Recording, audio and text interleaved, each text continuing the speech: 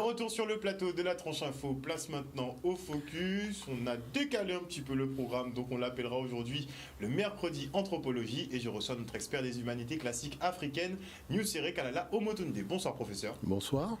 Alors aujourd'hui on va aborder la question de la vibration et de la spiritualité. Et de la spiritualité, effectivement, parce que recul, surtout, je veux dire, on a une personne qui va nous rejoindre, qui est en chemin, mais c'est vrai que c'est important d'aborder cela. Parce que c'est vraiment la pierre angulaire de la notion de spiritualité. Vous savez que, en fait, en réalité, il y a des choses à régler. Il y a des principes à régler. C'est-à-dire que nous vivons essentiellement dans la matière. C'est-à-dire que notre existence, elle est vautrée véritablement dans la matière. Et on n'a pas de temps pour l'esprit. Alors qu'il faut prendre du temps pour l'esprit, parce que c'est l'esprit qui anime la matière. À partir du moment où nous voyons des manifestations de l'esprit, nous appelons ça de la sorcellerie. Donc, c'est-à-dire qu'on a tout simplement castré l'expression de l'esprit.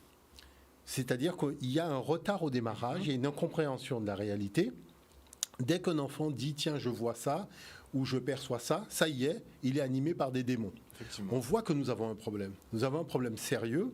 C'est-à-dire que, oui, c'est-à-dire non seulement il y a une grosse ignorance d'une réalité, puisque quand le même esprit a 20 sur 20 à l'école, là, comme par hasard, il est bon. Mais c'est-à-dire que donc c'est l'expression de l'esprit dans la dimension de la matière et dans les objectifs de la matière, là, il n'y a aucun problème. Mais quand l'esprit s'exprime dans sa particularité et dans sa nature vibratoire, c'est là qu'on voit que, instinctivement, on a un réflexe de négativité. Alors, il faut qu'on soit un petit peu plus objectif et il faut qu'on revienne à la réalité. Sur Terre, tout est vibration. Tout est nature vibration, tout a une fréquence, et les fréquences sont valables de l'univers visible à l'univers invisible. Qu'on le veuille ou qu'on ne le veuille pas, l'univers est spiritualité, vibration. C'est-à-dire que ce soit les mécaniques quantiques ou d'autres univers scientifiques, tout cela démontre que l'univers s'est formé par la vibration. On dit que c'est l'esprit qui a créé la matière, mais cet esprit a permis de faire passer de l'invisible au visible un certain nombre de choses et d'ordonnancer le visible. Et qu'est-ce qui a permis de le faire ? On parle de son, mais ce n'est pas véritablement un son. C'est une vibration, ce que la pensée africaine a toujours dit. C'est-à-dire que le créateur, c'est par sa vibration qu'il a créé l'univers. Alors c'est vrai qu'il y a des domaines scientifiques dans lesquels on est un petit peu à la ramasse, c'est-à-dire qu'on ne connaît pas certains univers scientifiques, qui fait qu'on demeure toujours en marge de certaines réalités et de certains concepts. Le mieux, justement, c'est de comprendre cela. Alors, c'est pour ça que je suis venu avec un premier document qui, justement, parle de la cymatique. Et la cymatique, c'est la science de la vibration qui permet de voir comment la vibration, qui est dans un domaine totalement immatériel, organise la fréquence et l'ordonnancement des choses sur le plan matériel. Allons-y, parce que c'est intéressant de découvrir cela. On part pour le premier document, Jordan. Totalement. Ernst Chladni, un musicien et physicien allemand du 8e siècle, fut un des premiers scientifiques occidentaux à étudier sérieusement le phénomène de l'onde. Chladni découvrit qu'en versant du sable sur des plaques de métal et en les faisant ensuite vibrer avec un archet de violon, le sable se regroupe en modèles. Différentes formes géométriques se dessinent selon la vibration produite. Chladni archiva un catalogue entier de ces formes qu'on désigne sous le nom des figures de Chladni. On peut trouver un grand nombre de ces modèles dans le monde naturel, comme les taches sur la tortue ou les modèles tachetés des léopards.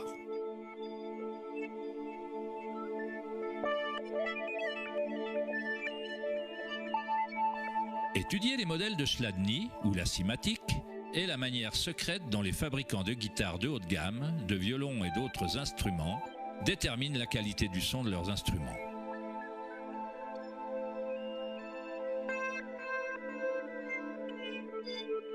Dans les années 60, Hans Jenny a développé le travail de Chladni en utilisant des fluides variés et l'amplification électronique pour créer des fréquences sonores et les a surnommées cymatiques.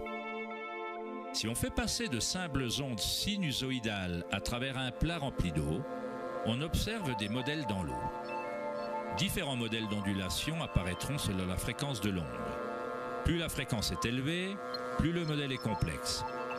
Ces formes peuvent être répétées, elles ne sont pas le fruit du hasard. Plus on observe, plus on commence à voir la façon dont les vibrations arrangent la matière en forme complexe à partir de simples ondes répétées. La vibration de l'eau ressemble au modèle d'un tournesol.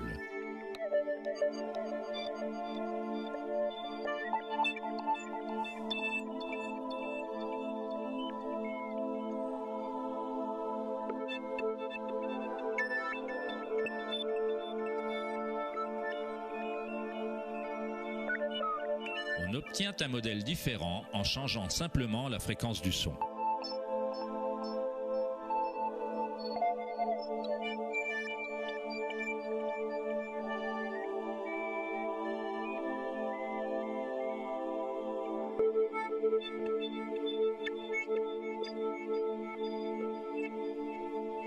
L'eau est une substance très mystérieuse.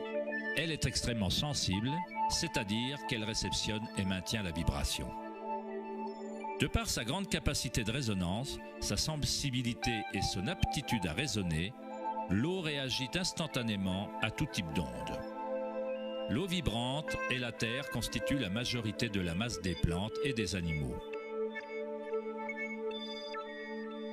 On peut facilement observer la façon dont les vibrations dans l'eau créent des modèles naturels reconnaissables, mais en y ajoutant des solides et en augmentant l'amplitude, des choses encore plus intéressantes se produisent. En ajoutant de la fécule de maïs à l'eau, un phénomène plus complexe se produit.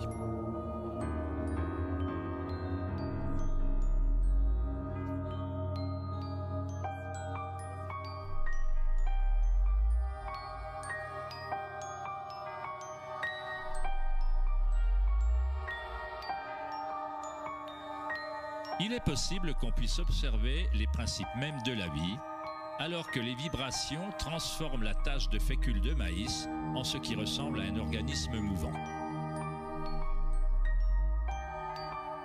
Le principe d'animation de l'univers est décrit dans chaque grande religion, utilisant des mots qui reflètent la compréhension de cette période de l'histoire.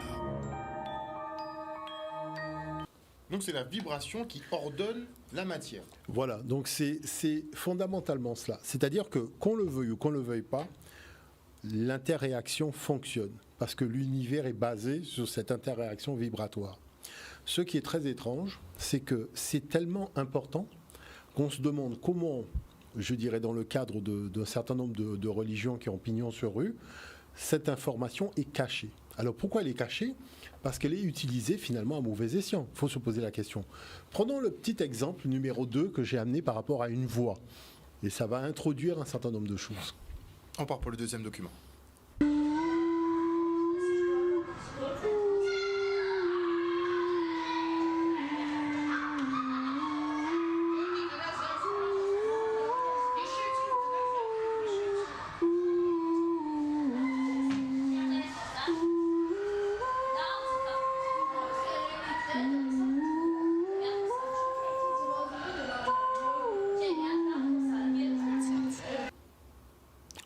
Mais concrètement, ça veut dire qu'avec ma voix, je peux avoir un impact. Voilà. Alors là, on rentre dans le fond d'une certaine réalité. C'est-à-dire que, vous voyez, même sur le plan musical, on se rend compte que la vibration émise dans le son structure, mais aussi peut déstructurer la matière. Et il ne faut pas oublier que comme nous sommes composés à 75% d'eau, le phénomène se produit. Donc, qui fait que quand on dit qu'on ne peut pas tout chanter, que toutes les mélodies ne sont pas bonnes, c'est parce que dans l'intériorité, cette mélodie contribue à désorganiser l'équilibre interne des gens. D'accord. Donc quand on a des phénomènes de frustration, d'énervement, où on a envie de tout casser, c'est parce que l'intérieur est totalement déstructuré, parce que les vibrations ne sont plus basées sur l'harmonique. D'accord. Et donc c'est pour cette raison... On sait référencer les différents types de vibrations, les bonnes et les mauvaises. Parce que vous voyez, à chaque fréquence, on obtient une structuration différente. Mais aussi, on peut dans le sens inverse obtenir une déstructuration. Donc c'est pour cette raison que dans le principe de la spiritualité, on ne peut pas avancer ni rentrer dans la spiritualité africaine si le nettoyage n'a pas été fait. C'est-à-dire, c'est un peu comme la vidange. Quand vous venez faire une nouvelle vidange, vous êtes obligé d'enlever l'huile qu'il y a dans le moteur de la voiture pour mettre la nouvelle huile. On ne met pas la nouvelle huile sur l'ancienne huile. Et c'est tout cela qu'il faut véritablement expliquer. Parce que vous voyez, chaque fois qu'on parle de spiritualité africaine, on rentre dans des univers scientifiques que les gens ne connaissent pas. Mais c'est de la vraie science. C'est de la vraie science. Mais c'est une science qui permet à l'individu de retrouver le contrôle de lui-même. Et c'est ça qui est important. Donc comme notre cher Meima nous a rejoint, parce que c'est pour cette raison que je voulais qu'on aborde véritablement le lien entre vibration et spiritualité. Parce qu'on a la chance de la recevoir en Guadeloupe. Donc on a justement un bootcamp qu'on anime ce week-end. Mhm. On a eu l'occasion de rencontrer les parents pour parler de tout cela aussi concernant les enfants. Et je trouvais que c'était important. Pédagogie vers les enfants. Oui, et surtout envers les parents qui ignorent un certain nombre de choses. D'accord ? Donc c'est pour ça que je trouvais que c'était important qu'elle puisse véritablement être sur le plateau avec nous ce soir pour pouvoir nous faire part de son expérience et puis aussi de la lecture qu'elle a justement de la vibration et de la spiritualité. On est tout oui. Hein. Bonsoir, c'est vrai que je suis désolée, je suis un petit peu à la bourre. Ah non, j'ai eu un petit couac avec le professeur, ça n'a rien, vous n'êtes pas fautif, c'est moi qui suis fautif. Ok, ben merci Omotunde, merci à vous de m'inviter. Ben écoute, j'ai pris en route. Oui. Je pense que tu parlais du son. Voilà, du son, de la vibration et de la spiritualité. Comment la vibration influe sur la matière, justement, comment elle ordonne la matière. D'accord. Alors c'est vrai que par rapport à tout ce que je suis amenée à faire, puisque moi j'enseigne justement à des personnes qui ont du potentiel, à quel point que leur vibration finalement c'est ce qui définit beaucoup de ce qu'ils sont.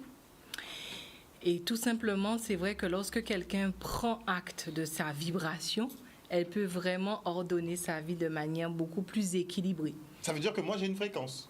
Donc, ça veut dire que tu as une vibration. Je me permets de te tutoyer. Oui, oui. Donc, tu as une vibration et selon l'état vibrationnel de ton champ d'énergie, tu vas pouvoir vibrer sur des fréquences qui vont être plus ou moins adaptées à qui tu es. Est-ce que je peux moduler mes fréquences ? Alors oui, moi-même. tu peux les moduler parce que justement, il faut voir que la personne est un champ d'énergie et un champ d'énergie est programmable.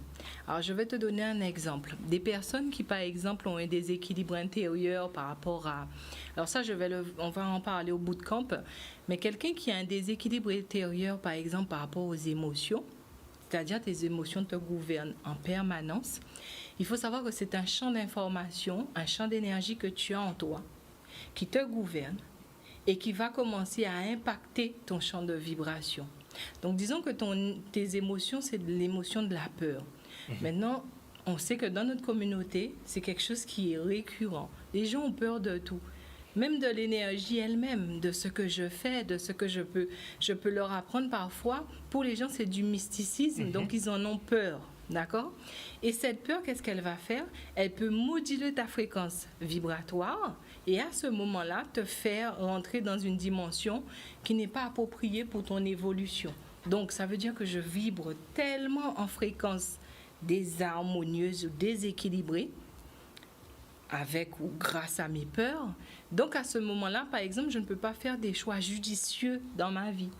Tu vois ? Bon, j'ai pris les émotions, mais tu as les croyances.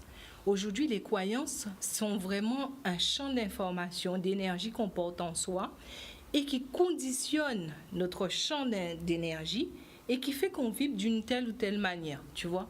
Déjà, ce que tu crois te conditionne, tu vois. Donc, ton énergie est concentrée et ta vibration peut être altérée. Je ne sais pas si je suis claire dans ce que je dis. Moi, je comprends très bien. Mais je le C'est vis clair, tellement, tu vois. Et quand j'ai des personnes à qui j'enseigne ça, la base de mon programme, c'est vraiment d'abord, c'est qui tu es. Et en général, tu as un champ d'énergie. Comment tu vibres? Et qu'est-ce qu'il y a en toi qui fait que tu n'es pas un son mélodieux qui rentre en harmonie avec le son mélodieux de l'univers? Tu vois? Et donc, du coup, on part sur ces trois notions-là. Ça peut durer 4 à 5 mois. Mais quand tu as fini mon programme, en tout cas sa base, aujourd'hui, tu peux dire, OK, c'est ça, je suis un champ d'information. Je vibre de telle façon parce que je sais fondamentalement que c'est ce qui est en moi qui influence ce champ de vibration et qui me permet de manifester ça. Donc si par exemple, je suis amour, Oui? je suis à une bonne fréquence. Non, parce que être amour peut être une croyance.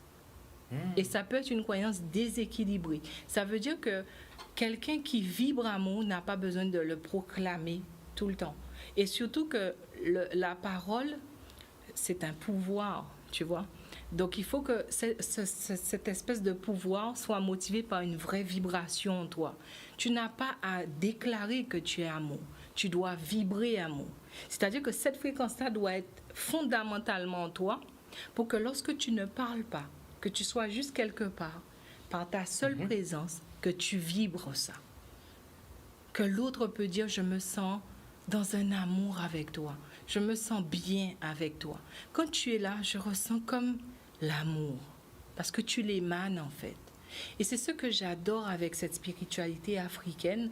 Je monopolise un peu. Non, mais c'est bien, parce que c'est bien d'expliquer, parce qu'on a abordé les choses sur le terrain scientifique pour permettre aux gens de comprendre de quoi nous parlons. Et de toute façon, l'interaction vibratoire, elle existe. Oui, bien Qu'on sûr. le veuille ou non, elle existe. Maintenant, il faut la comprendre, il faut arrêter de faire marche arrière ou d'avoir peur. Effectivement, il faut véritablement affronter cette réalité. Parce que beaucoup de personnes qui sont insatisfaits de leur existence, qui ont l'impression de naviguer d'échec en échec, en fait, c'est un problème qui est lié à leur vibration. Il y a une désharmonie au niveau de cette vibration, et c'est ça qui empêche la connexion avec les énergies de l'univers. Et quand on dit effectivement, on parle de la force du verbe, ça veut dire que si mes paroles ne sont pas à la bonne fréquence, ça me nuit alors. Donc je me nuis à moi tout seul. Alors, si tu pars du principe qu'on parle, alors c'est quelque chose que j'aime beaucoup dire, c'est l'état d'esprit énergétique. On va dans un état d'esprit énergétique où tu te dis aujourd'hui tout est énergie, d'accord? Que ce soit ce que tu dis, ce que tu penses et ce que tu fais. Donc, ça veut dire fondamentalement, ce champ d'énergie que tu dis, que tu fais ou que tu penses va impacter toi et va impacter tous les champs d'énergie qui existent autour de toi. D'accord. Donc, ça veut dire que lorsque tu vas utiliser le pouvoir des mots, tu peux soit condamner qui tu es, condamner ce qu'il y a autour de toi, ou élever qui tu es et qui il y a autour de toi. D'ailleurs, dans toutes les religions, on va dire que tout a commencé par le verbe. On dit que la sorcellerie, un peu, c'est du verbe principalement, que la malédiction, c'est le fait d'envoyer des paroles ou des énergies négatives sur quelqu'un. Alors, je pense que c'est un peu plus complexe. Tu sais, si on part de ce principe-là, ça veut dire que toute personne utilise ce côté malédiction, en fait. Parce que des fois, tu peux te fâcher, tu dis à ton enfant, tu m'agaces, j'aurais aimé que... Tu vois ce que c'est de te dire? Ce qui est important, c'est que tu comprennes le processus. Le verbe n'est que la réalisation d'une vibration. C'est de la manifestation. Donc, ça veut dire que c'est la vibration que tu vas émettre, la portée, la force, que ce soit en charge négative ou en charge positive, qui va se réaliser. Et en fait, le verbe va être la réalisation, la manifestation du son vibratoire qui s'est dégagé. Donc, la source devient quelque chose de plus important même que le mot. Parce que c'est pas parce que tu as... Par exemple, moi, je suis quelqu'un de connecté, je fais ça tout le temps, etc. J'enseigne ça. Des fois, je m'énerve sur mon fils. Je dis, tu m'énerves, je t'aurais, Mais fondamentalement, lorsque je me réveille, je suis déjà programmée à ce que j'ai une fréquence vibratoire qui ne peut être que quelque chose qui équilibre ma vie. Tu vois ce que j'essaie de te dire? Donc, ça veut dire le moteur de tout ce que je vais réaliser, c'est ma vibration. Et dès le matin, je peux programmer ma vibration à ce que ce sera ça. Et lorsque je vais rencontrer des champs d'énergie en face de moi, je peux dire des choses, mais je sais c'est quoi le moteur de ma vibration. Je ne dis pas que tu ne dois pas faire attention à tes mots, mais je veux te dire que la portée de tes mots dépendra aussi de la force vibratoire que tu mettras dedans. On dit qu'il faut avoir une parole impeccable. C'est pas évident, ça. Impeccable, plutôt une vibration qui soit équilibrante. Vibration équilibrante. Et oui, et du coup, ça aussi, c'est un complexe assez compliqué. Si tu veux que Ah, mais non, on est là pour ça. C'est important parce que... Par exemple, une toile, une danse, une chanson, un mouvement, une pensée, tout ça, c'est de la vibration. Maintenant, il y a une chose, c'est que est-ce que c'est de la haute fréquence ou de la basse fréquence? Est-ce qu'on est en contrôle de ses émotions, de ses pensées, de manière à être au moins sûr du type de vibration qu'on souhaite émettre pour soi et rayonner vis-à-vis des autres? Et c'est là où justement l'analyse et la démarche de MEIMA sur le plan pédagogique, elle est importante. Parce que les gens se retrouvent dans des sacs de nœuds au niveau énergétique, au niveau de leur projet, au niveau de leur réalisation de vie. Et en fait, c'est simplement parce que cette notion de vibration n'a pas été ni étudiée, ni comprise, ils n'ont pas eu l'opportunité de découvrir le champ de la spiritualité. Et cette spiritualité, c'est justement le va-et-vient des fréquences et la notion que la fréquence la plus élevée l'emporte toujours sur la fréquence la plus basse. Et c'est ça le grand principe. Mais comment on détermine les hautes fréquences et les basses fréquences? Bon, j'imagine que dans le quotidien, ça doit se ressentir, mais pour les téléspectateurs, comment ils peuvent se situer à savoir s'ils sont hautes fréquences, basses fréquences? Je pense que en fait, c'est ce qui est intéressant, tu sais, c'est la manifestation. C'est comment tu vas manifester ta vie, ce que tu es dans cette vie-là. Et c'est là que tu verras que si j'étais dans une fréquence qui est adaptée, si j'étais dans une fréquence qui est équilibrée, normalement, je devrais refléter ça autour de moi. Tu comprends ce que je veux te dire?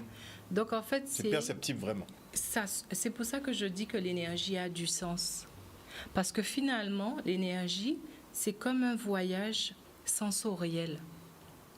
Mais c'est subtil, tu vois? C'est-à-dire que tu peux percevoir ta vie, tu peux percevoir ton énergie lorsque tu te donnes suffisamment d'attention.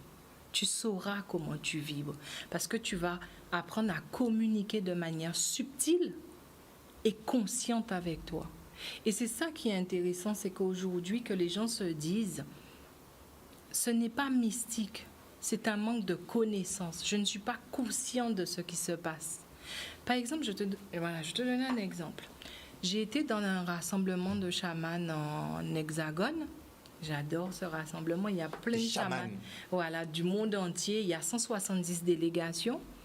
Et en fait, il y a la délégation de l'Afrique. Et en fait, à ce moment-là, tu sais, toutes les délégations utilisent le tambour. Et nous, dans la délégation africaine, on a aussi le tambour. Et là, tu vois, on voit à quel point les chamans se disent, tout est vibration à un tel point que le tambour peut t'apporter, alors c'est le chaman qui m'a expliqué ça, il peut t'apporter 40% de fréquence delta, c'est-à-dire que c'est la fréquence que tu as quand tu es en méditation, fréquence vraiment paix, sérénité, et 60% de guérison. Grâce au tambour, tu peux modifier le son vibratoire de ton propre champ d'information. Et ils utilisent ça en permanence. Le professeur Omotunde m'avait expliqué comment ça fonctionnait. Et tu vois, on a ça ici, on a le cas. Et juste, on a le cas, même cette rythme, cette dimension, on a l'impression que ça n'intéresse personne. Il faut se dire les choses clairement. On ne s'intéressait pas à la scientifique. C'est-à-dire qu'on est dans le côté festif, mais la dimension scientifique, parce qu'on ne se pose pas la question de savoir, mais pourquoi les Japonais s'intéressent au Goka? Pourquoi ils s'intéressent à ça? Parce qu'ils ont vu la science qu'il y a dedans, la science de la vibration qu'il y a dedans. Donc, c'est tout simplement ça. C'est-à-dire qu'ils sont en train d'amuser la galerie en nous faisant croire que oui, tiens, taper sur un tambour avec un rythme, c'est sympa, alors qu'ils ont déjà vu depuis longtemps la dimension scientifique et coordinatrice de la vibration. C'est très important. Pourquoi on parle de musicothérapie? Pourquoi dans la musicothérapie, on utilise autant le tambour?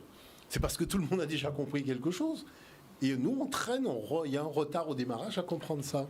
Après, c'est peut-être, tu sais, un manque de prise de conscience. Et c'est fou que tu parles de ça parce que la conférence que j'ai préparée vendredi va parler des 7 rythmes du cas, tu vois. Parce que moi, je le vis en hexagone. Tu sais, à un moment où je n'allais pas bien. Je suis arrivée en hexagone, je me suis sentie complètement dépaysée. Les gens n'ont pas conscience, mais tu es quelque part et c'est pas ta vibration, la mangue vibre d'une façon, les plantes vibrent. J'étais complètement désharmonisée. Et à un moment, j'étais là et je me suis dit, mais qu'est-ce que tu as? C'est quoi ta richesse à toi?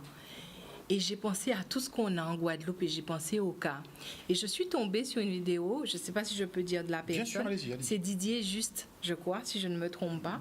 Et le mec, il fait les 7 rythmes du cas. Et à chaque fois que j'écoutais un rythme, c'est comme si quelque chose s'ordonnait en moi. comme si j'entendais une voix me transcender. Et justement, c'est fou que tu en parles parce que c'est vraiment, je vais aller sur ça pour dire aux gens à quel point tout est vibration et que ce n'est pas la peine d'avoir peur des gens qui ont un potentiel, ni rallier ça à la religion. Ça n'a rien à voir. La religion, c'est quelque chose qui rallie des légions et qui forme un égrégore, des croyances, et on donne son énergie à ça. Ok, tu peux le faire, il n'y a aucun problème. Tu vois ce que ça te dire?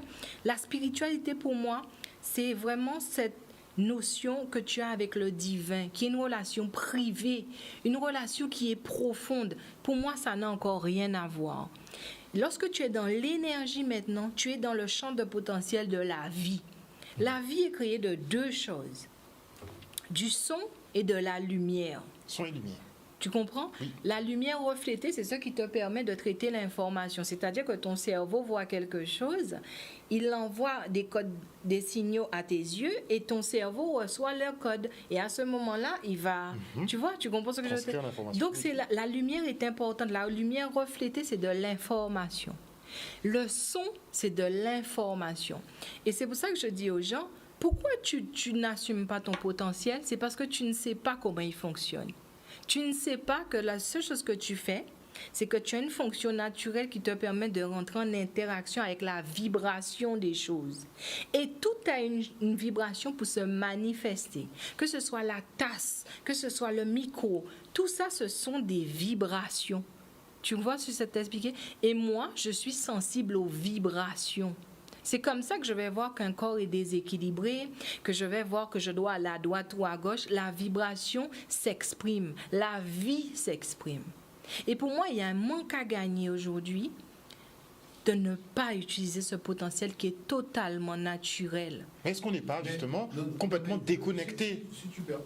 Allez-y, Mon très cher, parce que ce qu'elle dit, c'est important. Personnellement, je vais donner un avis qui est vraiment très personnel. Je ne comprends pas comment notre nature, qui est si vive dans ses couleurs, cette luminosité qui est extraordinaire, qu'on n'a pas dans l'Hexagone, comment cette énergie qui nous est offerte n'est pas, je dirais, les gens ne sont pas habités plus que ça de cette énergie-là. Beaucoup de stress, de frustration, de choses, alors que l'environnement énergétique dans lequel nous baignons ne correspond pas à ce type de vibration. Ça veut dire qu'il y a une altération de la pensée générale en Guadeloupe qui fait que la connexion à la vraie vibration, à cette source première, cette interaction entre la vibration intérieure et la vibration extérieure, cette luminosité qui est extraordinaire dès le matin, on a un soleil mais qui est flamboyant. Comment ça se fait que toutes ces énergies n'arrivent pas à véritablement pénétrer les gens de l'intérieur? C'est pour ça que moi je parle de méditation, je parle véritablement à ce niveau-là. Il faut faire rentrer cette lumière. Parce que les uns et les autres, je pense qu'aujourd'hui, les gens en ont besoin, plus qu'avant, surtout dans la situation dans laquelle on est aujourd'hui. Mais on a l'impression justement que tellement on a été axé vers la matérialité, que le lien est rompu avec peut-être le côté divin. C'est-à-dire que les gens n'ont pas vibratoire. le code pour décoder. Je pense qu'il y a un problème de code. L'information, elle est là, mais on ne la comprend pas. C'est comme les hiéroglyphes. Vous voyez, les gens disent, ah bon, ça se lit. Et quand je leur explique comment ça se lit, finalement, j'arrive à lire. C'est pour ça que la démarche de Meima, elle est importante. Il faut donner aux gens le code de lecture pour qu'ils arrivent à lire leur vibration intérieure et à la connecter à la vibration élévatrice de Parce qu'on l'univers. peut se connecter à tout, en fait. De toute façon, on est de toute façon connecté à tout. Oui. Maintenant, l'enjeu, c'est de savoir à quoi on souhaite se connecter. D'accord. C'est ça l'enjeu, hein. C'est vrai, et je vais rebondir sur deux questions que tu as dit. La première chose, est-ce qu'on est connecté à tout? Oui. Mais il faut savoir que le corps doit être paramétré pour pouvoir gérer ce tout. Fondamentalement, sans que tu sois en conscience, ton subconscient est connecté à tout. D'accord. Mais ton subconscient gère déjà pour toi. Maintenant, ce sont des connexions naturelles. Tu vois? Donc, tu es connecté à tout. Je suis connecté à toi, je suis connecté. On est connecté, je ressens les gens derrière la télé. Je suis connecté. Maintenant, aujourd'hui, les gens vont chercher des connexions provoquées. C'est-à-dire que maintenant, les gens vont lire l'énergie des gens pour les aider, les thérapies, etc. À ce moment-là, tu vas demander beaucoup d'énergie à ton champ d'énergie et tu peux le saturer. D'accord. Donc, tu dois apprendre que maintenant que tu fais des connexions provoquées, en conscience, tu dois apprendre à vraiment, et c'est ce qui arrive aux hypersensibles. C'est pas que les hypersensibles déclenchent ça, mais les hypersensibles sont hypersensibles à quoi? Aux vibrations. Et donc, qu'est-ce qui se passe? C'est que tu es saturé d'informations et tu ne sais pas comment te purifier, t'énergétiser, je dis pas nettoyer, mais t'équilibrer, tu vois? Et comment dire à ton champ d'énergie, je veux que tu sois connecté à ça, c'est bon. Lorsque je suis dans un endroit, comment rester centré en moi, comment avoir l'alignement intérieur. Donc ça, c'est vrai. Tu es connecté à tout, mais ton corps ne peut pas tout absorber en conscience. Tu vas faire une surcharge. Déjà une surcharge neuronale et ensuite une surcharge énergétique. C'est pour ça que je dis aux gens, OK, n'activez pas de potentiel.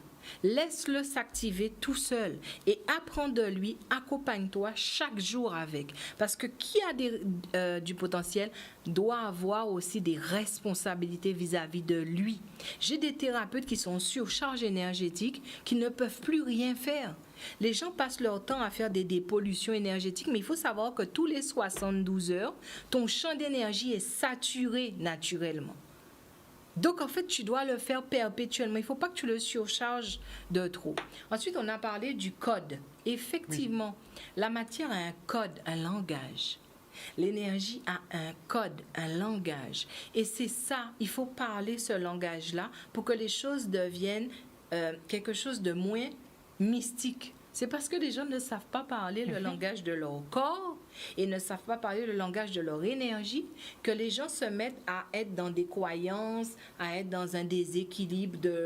Ils ont une vision étriquée d'eux parce qu'ils ne savent pas comment interagir avec ce qu'ils sont. Et moi, c'est ça, cette méthode-là que j'ai mise en place, c'est la communication subtile, consciente. Voilà. Tu es conscient de pouvoir communiquer avec toi. Et toutes les personnes que j'ai pu accompagner sur mon cheminement, maintenant je ne fais plus de séances individuelles, j'apprends aux gens à maîtriser leur potentiel. Toutes les personnes que j'ai aidées, qui ont eu un déséquilibre énergétique, il fallait que je remette de la communication énergétique en eux. Ça veut dire que lorsque tu as une douleur, quand tu as un truc, ça peut être de l'énergie cristallisée, qui ne communique plus, donc qui reste en masse et qui stagne. L'énergie, c'est une seule chose, c'est qu'elle doit évoluer. On ne peut pas la détruire, on ne peut que la transformer. Petite parenthèse, on dit que les cancers, ce serait peut-être ça. Et j'ai eu ça, tu sais, j'ai eu écho de Claudia Dagbo, qui a eu un cancer du sein, et qui disait que les médecins lui ont dit, c'est que les cellules du sein ne communiquaient plus entre elles. Tu ne peux pas savoir le nombre de personnes que j'ai accompagnées qui ne savent pas communiquer subtilement avec elles-mêmes. Et qui ne savent même pas écouter leur corps. Des fois, on ne sait pas écouter notre propre corps. Mais surtout, regarde, tu vois, tu parles d'écouter et encore une fois, je parle trop. Non, ça va. Non, mais on est là pour vous écouter en fait. Non, c'est très important parce que le fait de ne pas avoir ce dialogue interne, ça crée des frustrations qui dérèglent justement le fonctionnement de l'organisme. En fait, tu sais, la base de tout, c'est la communication. Que ce soit dans un couple, que ce soit... Communiquer, c'est quelque chose qui permet de diffuser de la vie. Communiquer permet aussi de bonifier la vie. Donc, imagine-toi quand tu n'as plus les communications énergétiques en toi. C'est quelque chose de dramatique. Il faut apprendre à communiquer. Et tu vois, j'ai une amie qui va pas bien et je lui envoie plein de bonnes pensées parce qu'elle m'a dit qu'elle va regarder la diffusion. Et elle me dit, c'est OK, mais je sais que je n'ai pas écouté mon corps. Alors, je lui ai dit, il n'y a pas de souci. Elle me dit, elle n'est pas bien parce qu'elle n'a pas écouté son corps. Et dans ma tête, j'ai dit, je ne vais pas... Bon, elle me dit ça, je réceptionne, j'accueille parce que c'est sa vision des choses. Mais si je devais lui enseigner, je lui dirais, pourquoi veux-tu écouter ton corps alors que tu peux faire l'expérience de l'énergie de ton corps avec tous les sens qu'on t'a donnés? Pourquoi l'écouter? D'abord, apprends à le voir parce que c'est parce que tu as manqué de lui donner de l'attention. Ensuite, apprends à le sentir parce que l'odorat, c'est à peu près, je ne sais plus, c'est 7000, je sais pas, odeurs. L'odorat, c'est une information. Apprends à te goûter pour savoir ton amertume et ta douceur. Apprends à t'écouter. Bien évidemment, tu as un champ d'énergie qui vibre et qui chante. apprends à te toucher et à te laisser toucher par toi-même. Pour que tu rentres dans un processus de perception sensorielle et que tu te dises là maintenant je peux me ressentir parce que je sais me voir, je sais me toucher, je sais me sentir, je sais me goûter.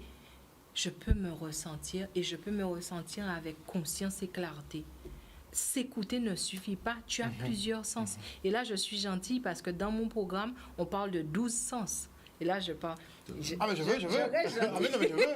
Moi, je voulais rajouter quelque chose. Parce Oui, que vas-y. comme nous avons Meïma sur le plateau, et c'est important de rentrer dans un certain nombre de choses. C'est vrai que les étrangers ont jugé la spiritualité africaine comme étant animiste. Or, que dit cette spiritualité? Elle dit que comme Dieu a tout créé, il a mis de l'information, son information, dans tout.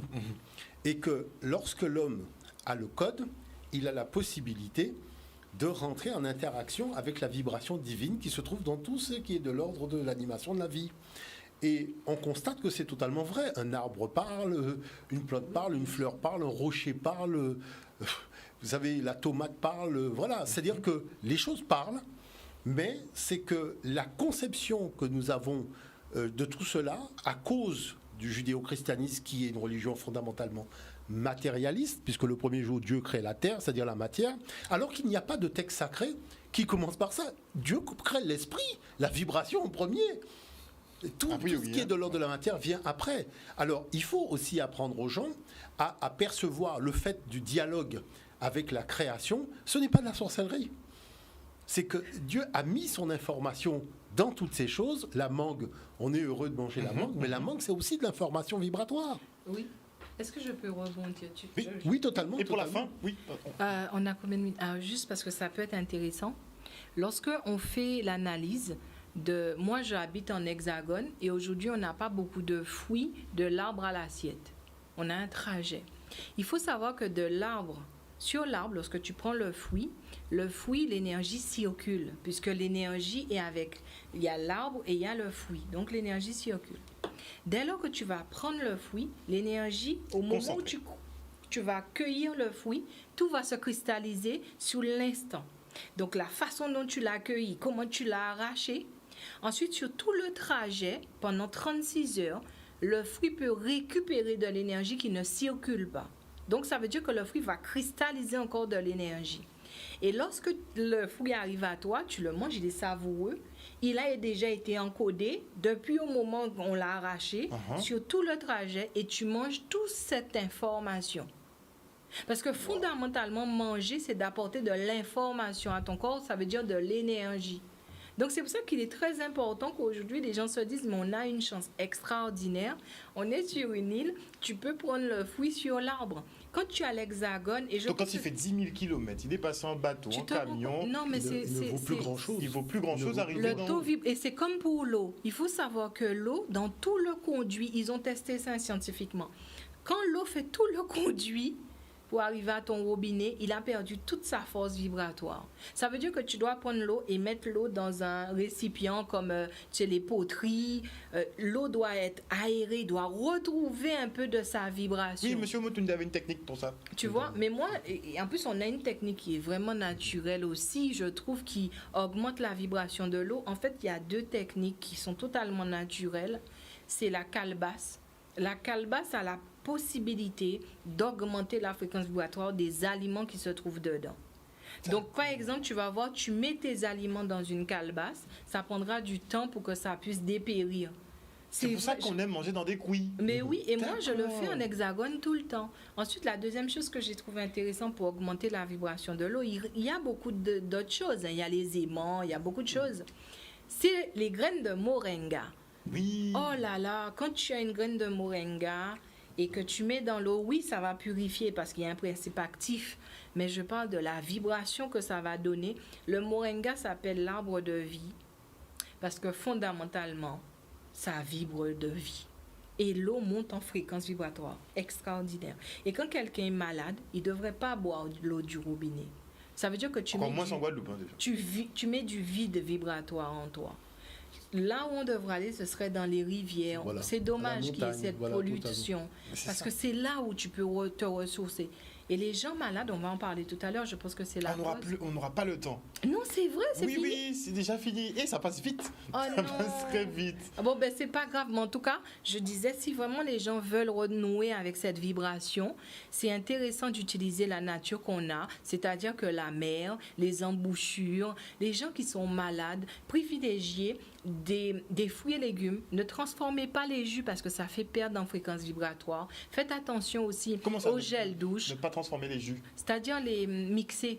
Ah, Tu vas produire beaucoup de sucre. Le il fruit. vaut mieux manger le fruit En que fait, de... tout ce qui est transformé baisse ta fréquence vibratoire. D'accord. Donc, voilà. Il y a plein de choses à dire. Je suis désolée. Totalement. Ah, non. C'est-à-dire ce qu'il faut comprendre, en gros, c'est que lorsqu'on mange, par exemple, un fruit, il faut savoir qu'on va mettre en jeu différents mécanismes dans l'organisme, l'estomac, le foie et compagnie. Et l'estomac a besoin d'énergie. Mais si on lui donne un aliment qui n'a pas d'énergie, ça veut dire qu'il doit prendre sur l'énergie qu'il a pour digérer l'aliment. Et si tout le monde fait ça, on va se retrouver dès le lendemain à la pharmacie, on aura mal à l'estomac, on aura mal au foie. Parce que comment le créateur recharge ses créatures? Il recharge les créatures avec l'énergie qu'il met dans le fruit. Maintenant, comment l'énergie arrive dans le fruit? Les racines de l'arbre sont dans le sol, donc c'est de l'électricité moins. Les feuilles prennent les photons de lumière, c'est de l'électricité plus. Donc résultat, comme ça fonctionne comme une pile, il y a forcément quelque chose qui stocke l'énergie. Et ce qui stocke l'énergie, c'est le fruit. Sauf que quand on mange le fruit, de quelle énergie qu'on mange? L'énergie du créateur. C'est l'énergie divine de la création. Parce que la terre et le ciel. Donc on donne, on reçoit, on donne, on reçoit. C'est le principe de l'Égypte antique. Recevoir la vie, donner la vie, recevoir la vie, donner la vie. C'est ça le principe de l'Égypte. Un cycle vertueux.